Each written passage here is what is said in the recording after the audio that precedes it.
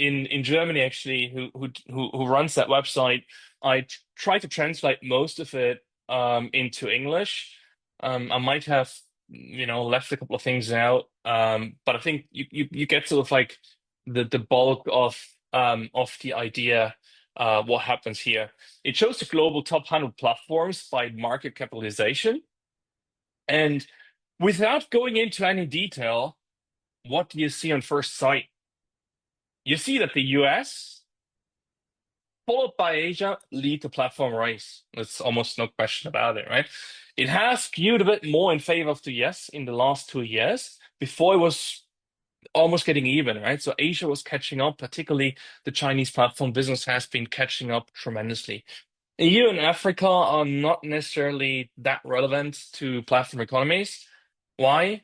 Because we don't own platforms, right? We're the stupid users in platforms of others. I think that's a tremendous gap to think about.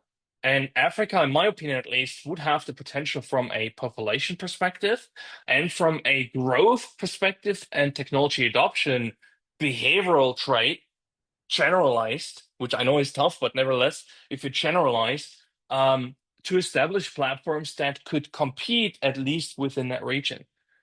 If one of you has entrepreneurial spirit, please innovate in the platform economy. I think the region could definitely need it.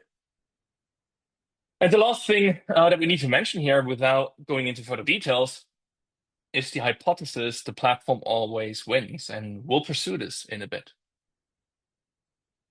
For the Chinese platforms, if you look at Asia Pacific, it's mostly Chinese platforms. They're very, very mighty. They're highly, highly developed. They're worthwhile to have a look at.